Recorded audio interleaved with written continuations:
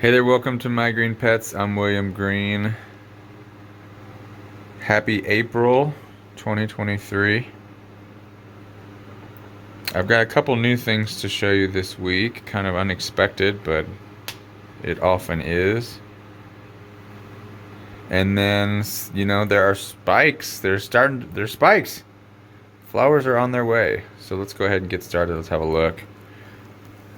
So back to how Bulbophyllum echinolabium. The medium was staying pretty dry there, and so I actually put a plastic tray underneath it to kind of catch a little bit of water. And it's dried out now, but it's helped to keep the medium a little bit wetter longer, and I'm hoping that's going to be good for it. It doesn't like to be dry, especially when it's growing. But you need to be in that kind of really difficult place to find where it's like there's air, but it's dry, but it's wet, but it's not soaking wet. Anyway, so still looking okay. We got some fat bulbs. That's really important. And then who knows how his next move is going to be. Maybe he'll grow a new leaf. Kind of hope that will be his next move. Next to it, we got Carnivorous working on a nice new growth. That looks big enough to bloom. It might actually try to bloom. It's actually got another one back here. Growth back there popping. And I'm just really watching this part down here carefully for any signs of brown rot creeping up the stem. It could happen at any moment. So really got to watch carefully for that. Vanda falcata, what? Look at this. 2 spikes pushing, and there's 2 more on the way. This is crazy. This thing's supposed to bloom in July. What I've discovered, though, growing in the tent for 3 years, is that everything seems to be about 2 months ahead of its normal, I guess you could say normal schedule. And who knows why.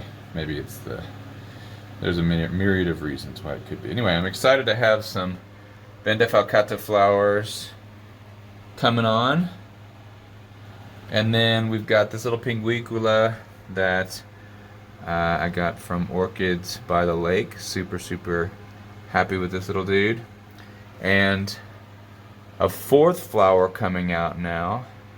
This was number 3, and then number 4 is down here heading out. That's crazy.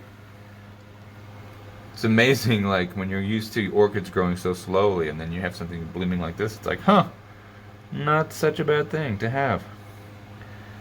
Mormodia Jumbo World. Nice new growth here. I saw Stephen Van Camp and Lewis made a post on Orchid Board about edema on orchids that are in dormancy still, or not in dormancy, that aren't getting watered. And mine does the same thing. I mean, it's not getting watered at all, and yet bumpiness on the new growth. I don't understand it. It doesn't make any sense to me. But anyway, this guy has got at least 3 growth on it. Maybe we'll see some more. So that's exciting. Blooms in December. Can reasonably expect 2 spikes per growth, so there could be up to 120 flowers on it this winter if everything blooms out well. Could be, and then it's getting divided next year. That's getting way too big. Seedlings continuing. Here's the little seedling that I glued, or I stuck it to a deer antler that I found at my dad's house, and it's slow but steady. But mounting is just, I feel like it's such a fail-safe way to grow these guys. If you can just keep them watered, they do so well. Look at that root action. Very nice. Excited. See lots of growth.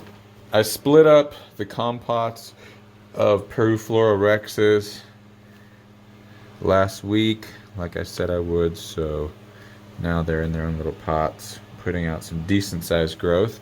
These are 2 years from flask, and when I got the flasks, I think that they were only 1 year from seed because they were very tiny. So I'm thinking that from seed, these plants are about 3 years old. So if you are growing seedlings and you're wondering, why aren't they growing? Why are they so small? Well, it takes a while. The good thing is once they start putting out decent sized growth like this one, it kind of goes up from there pretty quickly. So you just have to be patient. 6, 7, 8 years from flask. And oh, what's this? Oh, it's 2 baby Nepenthes from Kujawa Orchid. Kujawa Orchid is located about an hour and a half south of me in Monument, Colorado. Mikhail Kujawa is the owner, and his wife Bree, and they have a wonderful collection of cool and cold growing Highland Nepenthes species, as well as lots of orchids as well. So Dendrobium cupersonii, he's got like 6 different colors of. He's got lots of pleurothalids, Masdevallias, Draculas.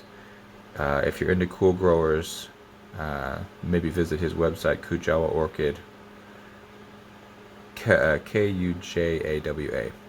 Very cool. So this is, I'm learning that the Nepenthes world has not figured out how to name plants yet. I'm sorry to say it in such a aggressive way, but I feel like the orchid world, you cross 2 species, you get a new Grex, you give the new Grex a name, and you go on from there.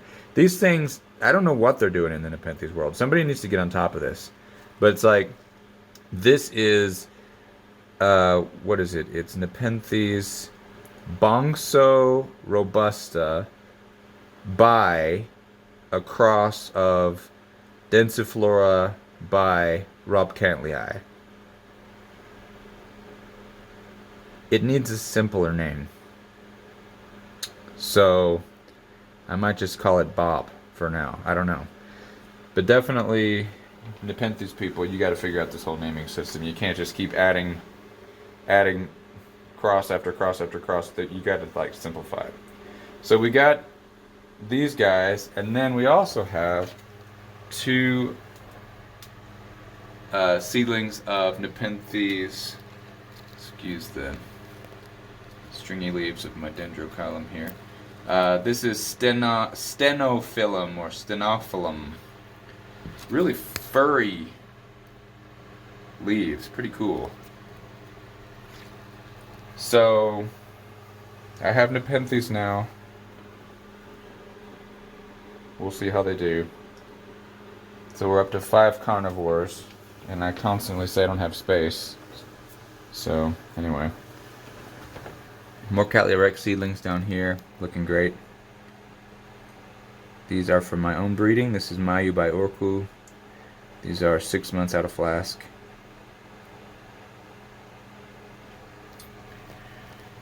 And one of those parents, Mayu, has got 2 really nice growths here, both with sheaths. And this was a plant that rotted last year from the base and lost a whole bulb, and I had to take the plant apart. So I'm watching very carefully those older bulbs back there if there's any browning. What else we got? The Signoches are starting to take off as well. This is Coopery